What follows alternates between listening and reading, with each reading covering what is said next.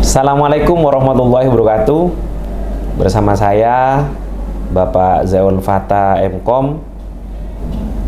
Saya dosen di Universitas Ibrahimi di Fakultas Sains dan Teknologi pada prodi Sistem Informasi. Mengampu mata kuliah Sistem Operasi di semester 2 sebanyak 3 SKS.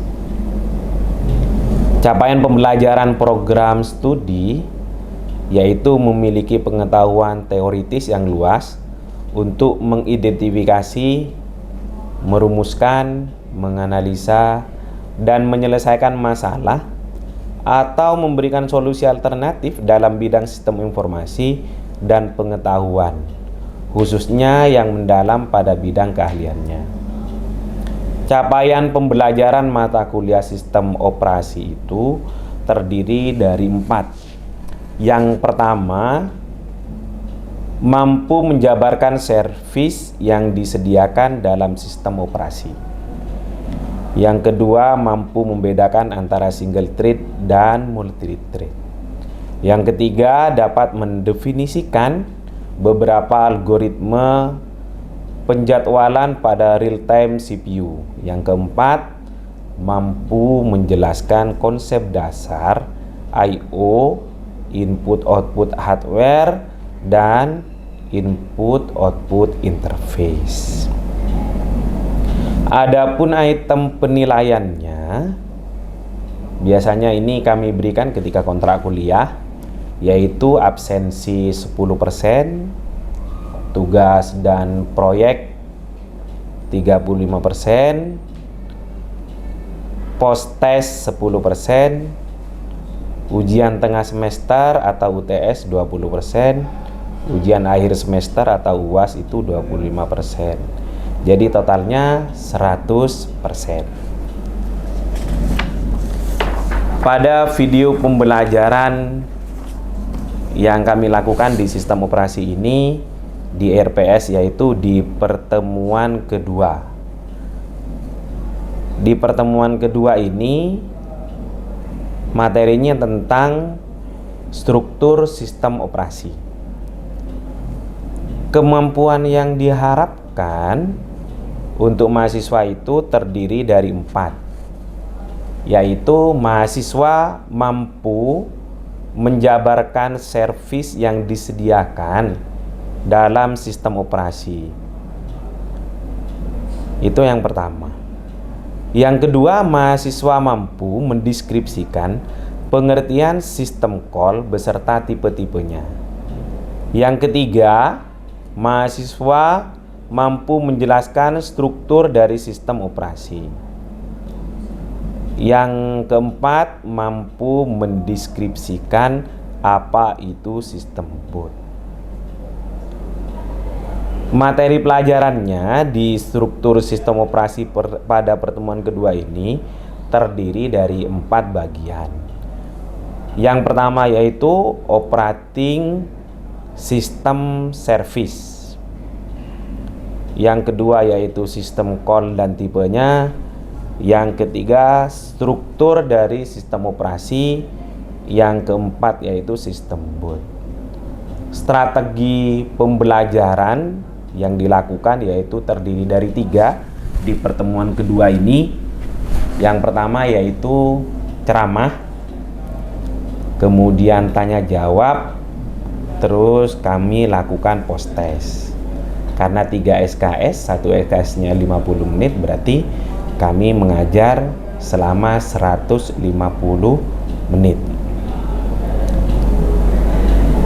Bobot penilaian pada pertemuan kedua ini sebanyak 2%. Kriteria penilaian atau indikatornya ada 2. Yang pertama yaitu kebenaran dalam memahami materi. Kemudian kami lakukan post test. Post test ini dilakukan di akhir materi kuliah pada pertemuan kedua ini, yaitu dengan memberikan 10 soal. Nah, ketika kami menjelaskan Seperti yang ada dalam video kami, yaitu kami jelaskan dari struktur sistem operasi, dijelaskan dengan metode ceramah kepada mahasiswa, kemudian baru mengarah pada komponen sistem umum, disebutkan satu-satu di situ penjelasan kami kepada mahasiswa. Sesekali kami biar hidup ketika pembelajaran, kami tanya jawab kepada mahasiswa ataupun mahasiswa bertanya tentang materi pelajaran yang materi kuliah, terus kami jawab apabila ada pertanyaan. Pembelajaran di kelas kami menggunakan LCD proyektor karena kami buat materi pembelajarannya melalui PowerPoint. Nah, melalui PowerPoint ini kita menjelaskan kepada mahasiswa dengan metode ceramah. Nah, penjelasan-penjelasan yang kami petakan dari beberapa bagian di pertemuan kedua ini pada struktur sistem operasi, ada juga di situ materi tentang manajemen proses, dijelaskan dari manajemen proses awal, terus dijelaskan juga manajemen main memory. Manajemen memori ini tentang penyimpanan memori utama. Dijelaskan dari memori sebagai tempat penyimpanan, umumnya main memori bersifat volatile, sampai pada manajemen memori. Kemudian dijelaskan juga apa manajemen secondary storage. Di materi ini kita jelaskan tentang model-model penyimpanan.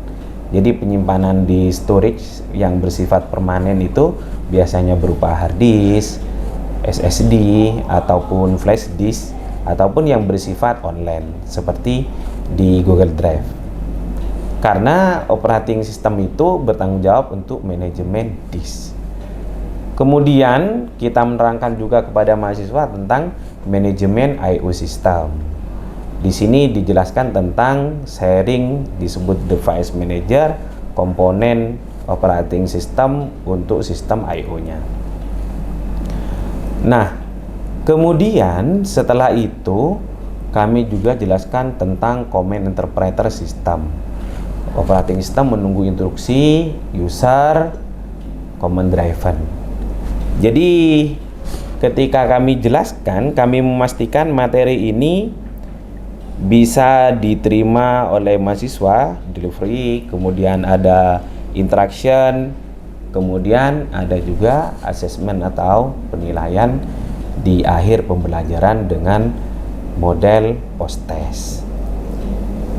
Pembelajaran kuliah ini harus hidup, jadi kita sebagai dosen menjelaskan dengan semangat bahwa materi-materi pelajaran yang pada pertemuan kedua ini sehingga bisa dimengerti, dipahami dengan mahasiswa dengan rileks, pembelajarannya juga menyenangkan, bahagia begitu, karena terjadi proses tanya jawab antara dosen dengan mahasiswa. Nah, pada pembelajaran ini setelah kami post test biasanya dinilai, terakhir nilai ini kita berikan pada pertemuan yang akan datang. Kalau ini pertemuan kedua, berarti di pertemuan ketiga itu kita memberikan nilai bahwa hasil post testnya nilainya seperti ini, sehingga merangsang mahasiswa untuk semangat. Bagi yang memiliki nilai yang baik akan diberikan apresiasi. Apabila juga jawabannya kurang memuaskan, akan diberi motivasi untuk lebih belajar, lebih giat.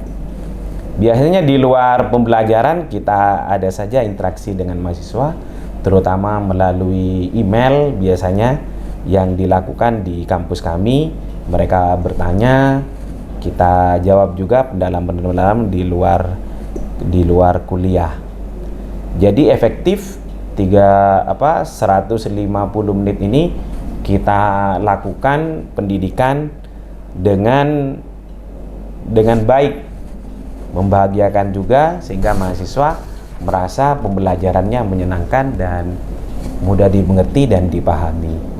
Hal ini yang penting mungkin yang kami jelaskan pada pembelajaran pada pertemuan kedua. Terima kasih. Kami ucapkan wassalamualaikum warahmatullahi wabarakatuh. Assalamualaikum warahmatullahi wabarakatuh. Hari ini kita akan belajar kembali tentang sistem operasi di pertemuan kedua, yaitu tentang struktur sistem operasi. Di mata kuliah ini, saudari-saudari akan punya kompetensi dasar bagaimana bisa menjelaskan komponen-komponen sistem operasi, menjelaskan layanan sistem operasi, menjelaskan konsep sistem call, menjelaskan konsep sistem program, menguasai konsep struktur sistem operasi, dan melakukan instalasi sistem operasi. Pada pertemuan pertama kita sudah dapat mata kuliah dengan pertemuan pertama, yaitu potensi dasarnya tentang sistem operasi ya. Masih ingat apa sistem operasi kemarin? Oh, ada yang bisa jawab? Ya. Sekumpulan perangkat lunak yang berada di antara program aplikasi dan perangkat keras. Ya, dia penghubung ya, perangkat keras dengan apa? Dengan brainware, dia jadi sistem operasinya ini menghubungkan begitu. Nah, baik. Jadi targetnya hari ini kita adalah belajar tentang struktur sistem operasi. Ini ada 5 bagian, yaitu komponen sistem operasi, pelayanan sistem operasi, sistem call, dan sistem program. Juga struktur sistem operasi. Nah, saya mulai nih ya.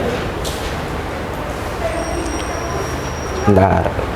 Nah, di struktur sistem operasi itu ada beberapa hal yang harus kita pahami, bahwa ada komponen sistem, ada layanan sistem operasi, ada sistem call, ada program sistem, ada struktur sistem, ada virtual mesin, ada sistem desain dan implementasi, dan sistem generasi.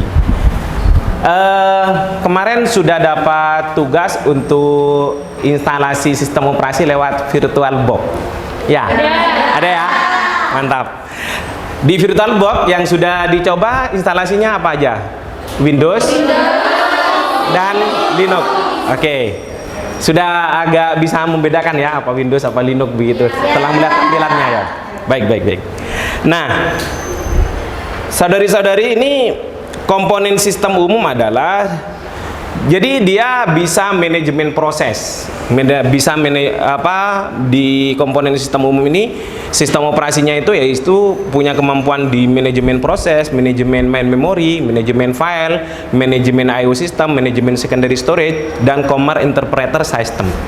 Nah, di manajemen proses itu adalah program yang dieksekusi atau dijalankan, sama dengan kalian menjalankan program Microsoft Word, menjalankan Corel, menjalankan C++, itu adalah proses. Jadi itu perlu diatur di komponen sistem umum ini. Di main memory itu apa maksudnya? Apa main memory? Ada secondary memory, ada main memory. Kalau main memory adalah memori ya, tempat penyimpanan. Jadi program yang sedang berjalan itu pasti berjalannya di main memory. Kalau dilihat main memory biasanya RAM, kita ngomongnya RAM biasanya, warnanya hijau. Nah, itu main memory. Manajemen file. Di manajemen file biasanya kita mengenal apa? Ada folder gitu ya. Terus ada nama-nama file. Nah, nama file biasanya dibedakan kan ekstensinya. Kalau Word DOC, X kalau sekarang. Kalau Excel, X, L, S, X ya. Kalau Corel Draw, CDR, ya CDR. Dan seterusnya. Itu adalah bentuk manajemen file. Jadi manajemen file itu juga mengenal yang namanya tempat penyimpanan atau kapasitas nanti. Manajemen I/O system. Manajemen I/O system itu input output. Input itu apa? Masukan seperti keyboard, mouse, input ya. Output berarti seperti LCD projector, monitor, itu adalah untuk output. Manajemen secondary storage. Secondary storage itu tempat penyimpanan yang bisa berupa hard disk, SSD, atau dalam bentuk flash disk. Punya flash disk semua kan? Punya. Kalau nggak punya flash disk hari ini ya kebangetan aja. Terus Common Interpreter System. Ini kalau di Windows kita mengenal yang namanya Common Prompt. CMD itu loh. CMD biasanya kalian ngetik. Nah, itu adalah Common Interpreter System. Jadi dia biasanya dir-W atau kalian melakukan instalasi nanti bisa melakukan yang namanya di Common Interpreter System. Terus manajemen proses. Tadi sudah disinggung manajemen proses. Proses adalah sebuah program yang sedang dijalankan atau eksekusi. Jadi dia proses itu ya dalam pandangan sistem operasi ini berarti program ya. Jadi suatu proses memerlukan resource pada saat eksekusi. Jadi dia butuh CPU time, memory file dan I/O device. Saya pernah lihat, kita kan pakai Windows nih ya. Saya perlihatkan dulu di Task Manager kita bisa melihat bersama bahwa kita bisa melihat yang namanya performance ya. Ini adalah performance. Performance itu berkaitan dengan beberapa hal, yaitu CPU, memori, tempat penyimpanan, Wi-Fi. Kalau koneksi internet berarti menggunakan Wi-Fi. Dan GPU, grafik untuk grafiknya ini ya. Nah, itu yang terjadi. Ini yang dimaksud pada presentasi barusan, yaitu di ini. Yang dimaksud dengan mana? CPU time ini, CPU time, memori, file, dan device. Sistem operasi bertanggung jawab terhadap aktivitas yang berhubungan dengan manajemen proses. Apa saja itu? Yaitu proses create, deletion. Create itu apa? Sama dengan kalian membuat folder, biasanya lewat Explorer ya. File, new folder. Terus dikasih rename, kasih nama.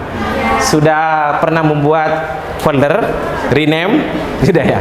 Kalau enggak pernah buat, itu kebangetan ya. Delete. Jadi kalian biasanya bisa menghapus file-file yang kalian buat di komputer kalian atau di laptop kalian. Berarti kalau delete ya delete, dihapus. Berarti kalau dihapus biasanya masih ada di recycle bin ya. Baru kalau kalian peti maka dia permanen. Walaupun pada hakikatnya bisa dilakukan pengembalian file yang sudah permanen kita hapus lewat program lain. Nah, itu ya. Terus proses suspend atau block atau resumption. Nah, suspend itu seperti misalnya kalian pernah tiba-tiba menyimpan file di flash disk, filenya lebih banyak, terus flash disknya nggak bisa nampung, jalan terus, atau flash disknya ada pesan ya, disk full ya, disk full gitu. Jadi itu adalah berupa suspend yang ada di fasilitas sistem operasi begitu ya. Nah, terus mekanisme, ada sinkronisasi antar proses, ada komunikasi antar proses.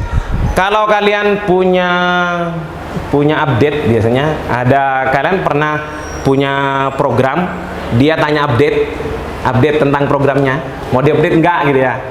Biasanya diupdate. Kalau kita lihat di berbasis handphone misalnya Android, biasanya kita ngupdate program-program ya, update gitu ya. Kalau ada WiFi, update. Nah, itu sinkronisasi. Tapi kalau ini komunikasi antar proses, yang paling nyata adalah kalau kalian punya data teks di Microsoft Word dan Microsoft Excel misalnya ya. Jadi atau di Photoshop dan Corel. Jadi kalian bisa mengcopy antar proses itu ya. Copy gambar di Photoshop, ditaruh di Corel Draw. Ya, nyambung ya. Itu adalah bentuk nyata dari komunikasi antar proses. Jadi prosesnya berbeda. Ada yang menjalankan program Photoshop, ada yang menjalankan program Corel. Jadi saling berhubungan proses itu. Nah, komunikasi antar proses itu ya. Next ya. Manajemen main memori. Sudah tadi disampaikan bahwa manajemen memori itu adalah penyimpanan utama. Kalau penyimpanan utama berarti dia ada di RAM, Read Access Memory ya. Read Access Memory. Laptopnya Berapa memorinya berapa? 4 giga apa 8 giga? 4 giga ya, 4 giga. Jadi kalau 4 giga ini untuk menjalankan program hari-hari ini lumayan harus berhemat ya. Tidak bisa menjalankan banyak program. YouTube-nya dijalankan, emailnya dijalankan, Corel dijalankan, Photoshop dijalankan. Pasti laptopnya akan tidak mampu ya, mabuk itu nantinya. Tidak bisa menjalankan program yang sudah dijalankan gitu. Oh ya, saudari-saudari, absen ya. Jangan lupa, ini salah satu kriteria kelulusan kita. 5% dari nilaian ya, absen ya. Oke. Nah, manajemen main memori yaitu memori sebagai tempat penyimpanan instruksi data dari program. Jadi memori itu untuk menyimpan instruksi atau data. Sama dengan kalian kalau punya memori ketika menjalankan sistem operasi, biasanya hard disk itu juga dijalankan pada juga mensupport untuk memori, untuk instruksi memori ya. Sama kalau kalian di Linux, kita ada yang namanya apa? Di Linux, kalau kita melakukan partisi, di Linux ada yang namanya masih ingat? Tidak ada yang ingat sama sekali. Apa? Swap ya. Jadi swap itu pasti diambilkan dari tempat penyimpanan. Jadi untuk menambah kecepatan nanti. Storage yang cepat sehingga dapat mengimbangi kecepatan eksekusi instruksi CPU. Kira-kira menurut mahasiswi ini yang hebat-hebat ini ya. Nah, mana cepat antara hard disk dan SSD? Kecepatannya sekitar 10 kali lipat ya.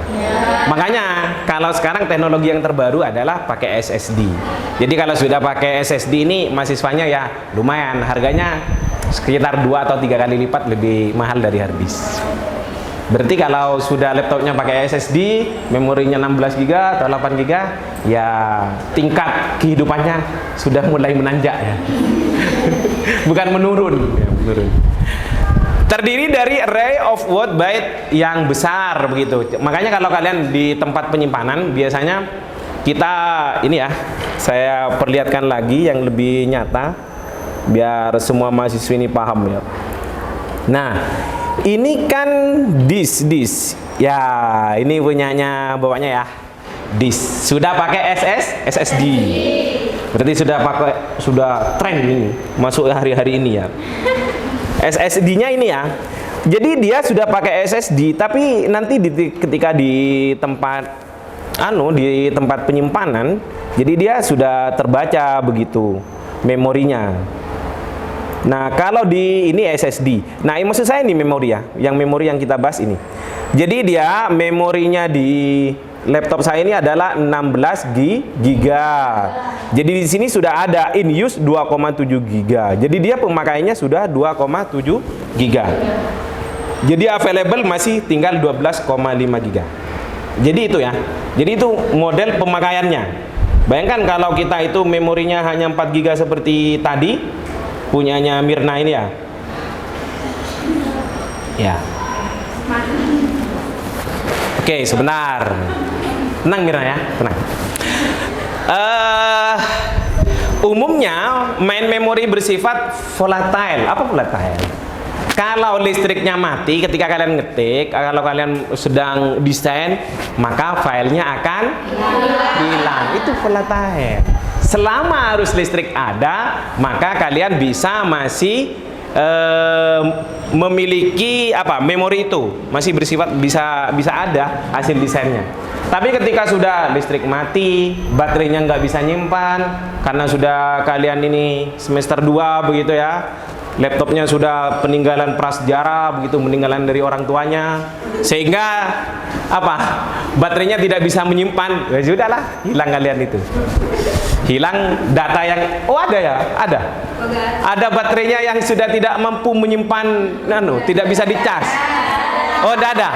Udah ada, masih bisa ya melakukan charger ya. Ya bersyukur. Berarti belum diazab dengan Tuhan. Ya kan, masa ketika padam begitu listrik terus kalian nggak bisa gitu ya.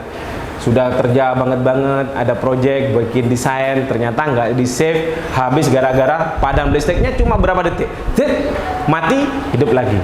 Karena beberapa detik sudah habis, laptop kalian nggak bisa. Manajemen memori, jadi melacak pemakaian memori siapa dan berapa besar begitu. Itu manajemen memori. Jadi pemakaiannya berapa dia memori yang sedang digunakan gitu. Free-nya berapa? Memilih program mana yang akan di-load ke memori. Jadi ini tugasnya sistem operasi lewat manajemen memori itu. Mana yang akan diambil ke memori, mana yang mau dialokasi memori fisik untuk program.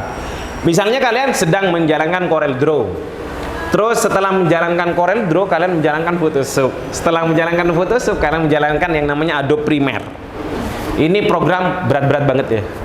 Maka ketika berat-berat banget seperti ini, kalau memang dia agak pemakaiannya sudah agak lemut begitu, maka perlu ada yang dialokasi begitu. Memori fisik atau untuk program bisa kalian tutup plus untuk menjalankan program yang dibutuhkan. Biasanya kalau mahasiswi kan kalau ngerjakan tugas pertama yang menjadi tujuan adalah YouTube ya. YouTube hidupkan, handset hidupkan, udah pesawatnya mau terbang, kalian sudah dengarkan gitu. Udah gitu ya modelnya mahasiswi ini. Ya itu oke lah. Kalau laptopnya mendukung. Kalau nggak mendukung ya itu nanti akan terjadi lambat begitu. Nggak usah menghubungi pihak pemberi jaringan internet. Pak ini kok lemot. Memang laptopnya memorinya 4 GB nggak mencukupi itu ya. Oke, terus manajemen secondary storage. Jadi yang namanya secondary itu yang kedua ya. Jadi dia sudah kita sampaikan tadi ada penyimpanan permanen begitu ya. Penyimpanan permanen itu berarti ketika kita menyimpan file di dalam hard disk begitu ya, di dalam hard disk, di dalam flash disk, itu dalam pandangan sistem operasi itu dikatakan permanen. Karena ketika listrik mati atau tidak ada arus listrik, dia masih akan tersimpan.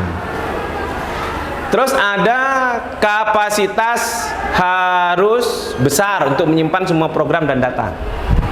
Pernah mengalami drive C-nya kalian ketika menjalankan Windows disk full, simpan gitu, atau drive D-nya? Karena kalian itu kolektor film, disimpanlah film banyak-banyak gede. Akhirnya D-nya sudah habis. Gimana cara melihat tempat penyimpanan itu? Ya, ini sama dengan punya saya ini ya, misalnya di drive D kita bisa lihat ini ya. Jadi dia masih yang warna biru ini penggunaannya. Jadi masih ada 185 GB. Masih cukup ya untuk nyimpan banyak gitu. Bisa dipahamin ya? Bisa. Oke. Nah, secondary storage dapat dijadikan backup storage main memory supaya dapat menjalankan banyak program. Umumnya menggunakan magnetic disk atau hard disk.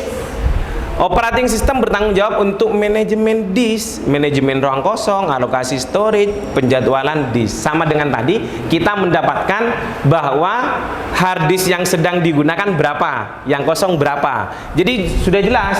Makanya kalau mau ngopi file harus dilihat filenya yang di-copy. Tempat penyimpanannya flash disknya 1 GB, ngopi film 2 GB. Jangan sampai terjadi itu. Ya boleh terjadi, tapi pasti teriak-teriak hard disknya. Disk full gitu ya. Seperti itu ya. Gayanya dia, gaya tempat penyimpanan teriaknya ya pakai teks gitu ya. Makanya kalau ada bahasa Inggris tampilan begitu, kadang-kadang cancel. Simpan boleh. Tidak bisa mbak, kenapa? Ya tidak bisa, saya ini ada pesan ya, tidak dibaca. Enggak, cancel, simpan lagi ya. Padahal sudah teriak-teriak dia ngasih pernyataan disk full gitu ya. Sama dengan orang mau tenggelam Sangguni, apa ya, dikira mau dada ya, dada juga, dada tenggelam. Ya itu ya, jadi kita harus memang punya kecerdasan membaca bahasa mesin dan pesan-pesan. Makanya di sistem operasi atau di programming itu sudah ada pesan-pesan. Jadi dibaca aja dulu, dipahami ya. Terus manajemen I/O system sering disebut device manager, manajemen device driver yang umumnya yang umum sehingga operasi I/O dapat seragam open, read, write, close. Contoh, user menggunakan operasi yang sama untuk read file pada hard disk, CD-ROM dan floppy disk yang sama. Jadi ketika kita menggunakan operasi yang sama-sama Windows misalnya ya, kita biasanya bentuknya ya sama, misalnya mencari Explorer, begitu kita bisa melakukan itu ya, jadi menyediakan device driver.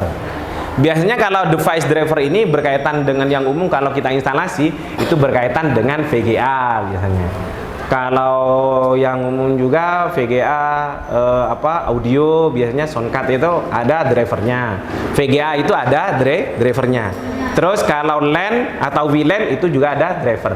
Jadi itu baru bisa digunakan setelah driver itu diinstal. Tapi kalau sekarang sudah Windows 10 biasanya sudah langsung ada di Windowsnya kalau kita pakai Windows. Tapi di instalasi Linux juga sudah menyesuaikan dengan perkembangan sekarang. Jadi bisa dilakukan prosesnya ya, yang sama begitu. Komponen operating system untuk sistem I/O, buffer menampung sementara data dari ke I/O device. Itu disebut dengan buffer. Bukan baper ya, buffer. Spooling melakukan scheduling pemakaian sistem supaya lebih efisien atau antrian. Jadi, kalau spooling itu contohnya ini yang paling nyata itu kalau kita mencetak. Misalnya kita ada komputer bareng gitu ya, atau enggak komputer bareng, enggak jaringan begitu. Tapi kita ngeprintnya, misalnya kalian buka di open proses teks begitu seperti Microsoft Word misalnya, kita misalnya mencetak ya surat gitu. Yang kedua kita mencetak misalnya tagihan, surat dulu tercetak, baru setelah itu tagihan kan ya? Kalau kita setelah itu kita mencetak misalnya laporan keuangan. Nah ini yang disebut dengan spooling, antrian. Jadi file yang pertama di print ya dia tercetak ke printer, file yang kedua begitu, file ketiga begitu, file keempat begitu, sesuai dengan halamannya. Menyediakan driver untuk dapat melakukan operasi rinci detail untuk hardware I/O. Jadi drivernya itu bisa dengan rinci melakukan proses ya. Nah terus manajemen file. Nah, file adalah kumpulan informasi yang berhubungan sesuai dengan tujuan pembuat file. Jadi kalau kalian buat file biasanya apa? Kalau di Excel biasanya buat laporan keuangan ya. Kalau di Word biasanya buat laporan seperti makalah gitu. Kalian buat makalah apa pakai Photoshop? Enggak ya. Pakai Microsoft Word. Jadi ini tadi dengan tujuan pembuat file tersebut. File dapat mempunyai struktur yang bersifat hierarki, direktori, volume, dan lain-lain. Maksudnya ini gini loh. File. Nah ini kan file kan? Bisa kelihatan ya? Semoga lah. Jadi dia ada tanggalnya, kapan dibuat, jam berapa, tipenya, folder apa enggak. Ini file PDF. Berarti dibuka lewat program PDF. Terus WinRAR ini, terus Microsoft Word, terus Microsoft PowerPoint. Jadi di sini juga ada size ukurannya ya, berapa KB begitu ya. Nah itu salah satu bentuk dari atribut atau keterangan dari yang namanya file.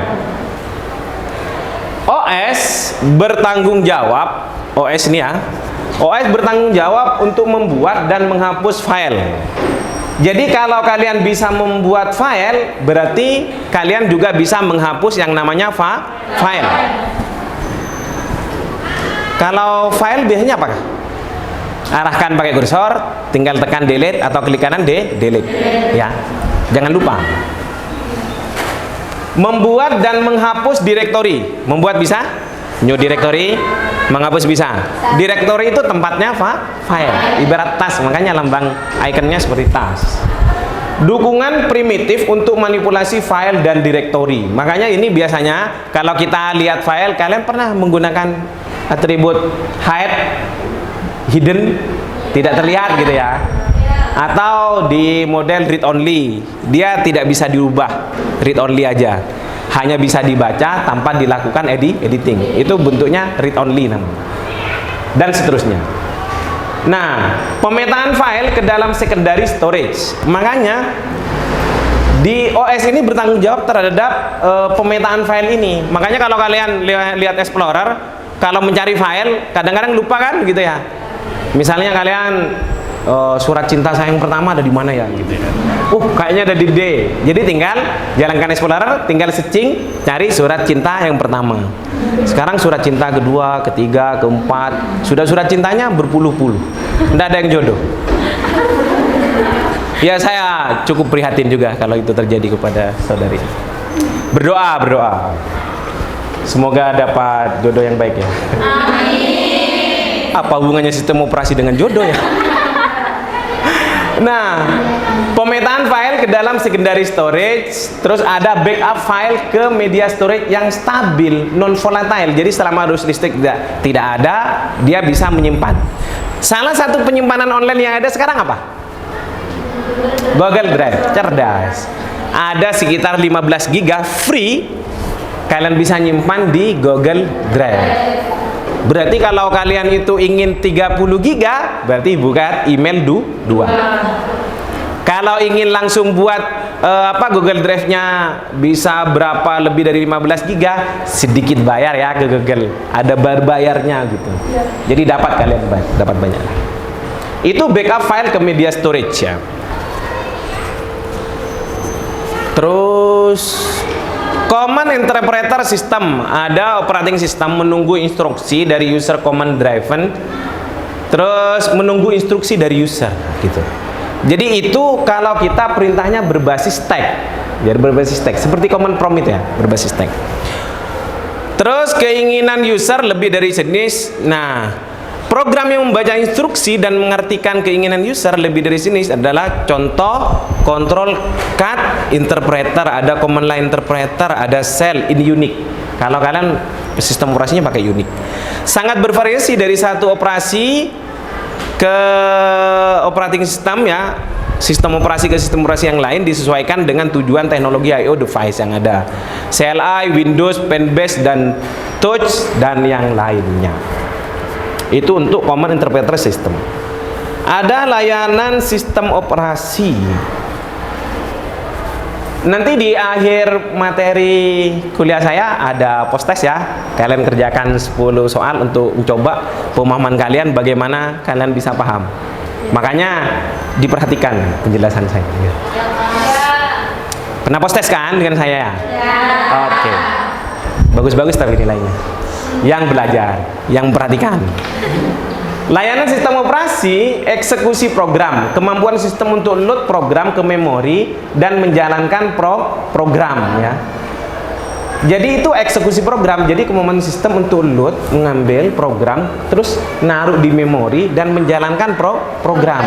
Sama nanti kalau kalian punya yang namanya memori hanya berapa 4 GB, sudah menjalankan Windows 2,5, berarti tinggal 1,5. Makanya itu ya. Itu adalah kemampuan menjalankan. Jadi dia load dulu, naruh ke memori, terus menjalankan program. Program apa aja?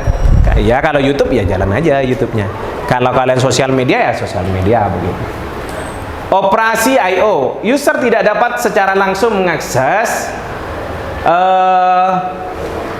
resource operating system, harus menyediakan mekanisme untuk melakukan operasi I/O atas nama user. Itu operasi I/O ya. Nah, ini hardware ya, mengakses hardware. HW itu hardware. Jadi dia user tidak dapat secara langsung mengakses yang namanya hardware resource. Operating system harus menyediakan mekanisme untuk melakukan operasi I/O atas nama user. Sama dengan kalian itu kalau mencetak, maka dia kalau jaringan itu masing-masing orang mempunyai yang namanya user. Tapi kalau satu di sini ya sudah bisa kalian print out saja. Yang penting laptopnya terkoneksi ke printer, terus drivernya printernya sudah diinstal, tintanya ada, kertasnya ada, ya sudah kalian bisa cetak. Dan aliran listriknya juga ada. Jadi kalau nanti aliran listriknya nggak ada, ya tidak akan bisa kecuali pakai baterai gitu ya. Manipulasi file system, kemampuan program untuk operasi pada file itu ada kemampuan untuk read, membaca, write, berarti menulis. Sama dengan kalian buka file terus ngetik nambahi, itu namanya write ya. Terus create membuat and delete file. Jadi juga menghapus yang namanya file. Itu manipulasi file system.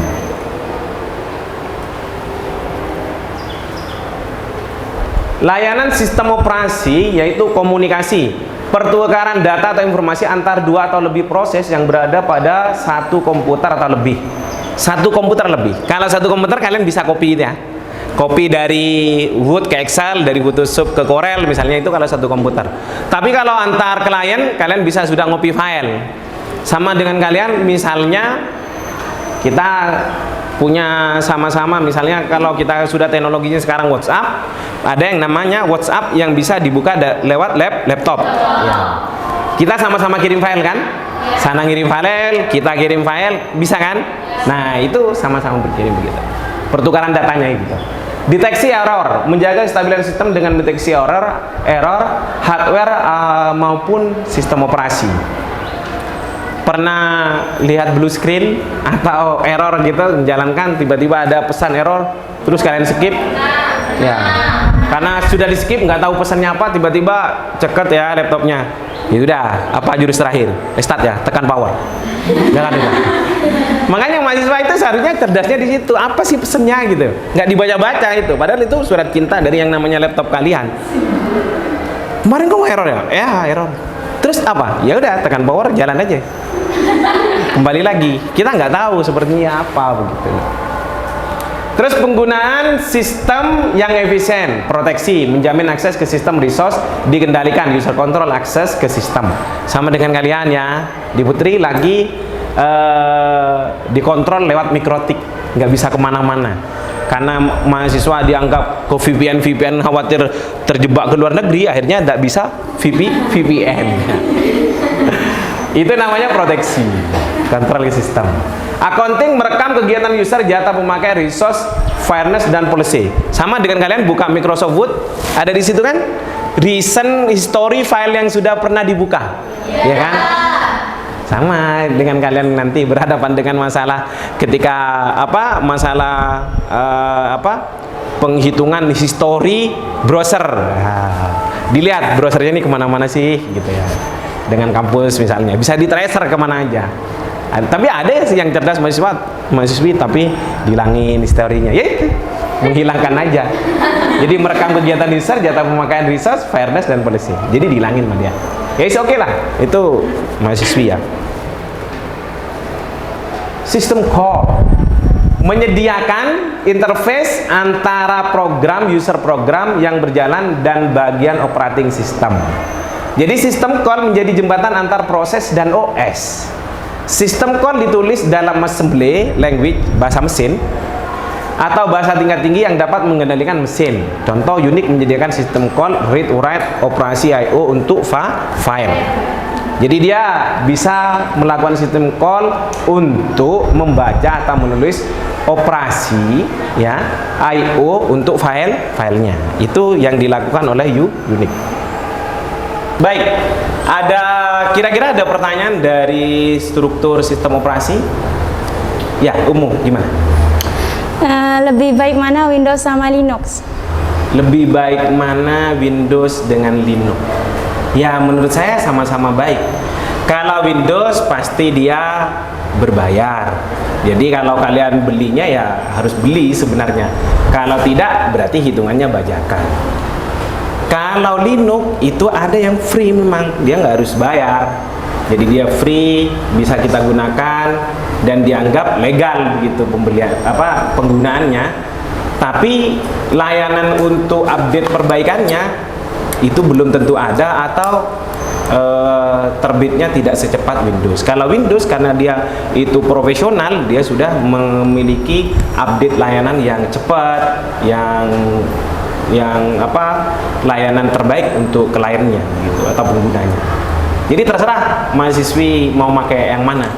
Mau pakai Windows silahkan beli secara original, pakai Linux berbayar, tidak berbayar free, tapi kalian bisa bebas menggunakan.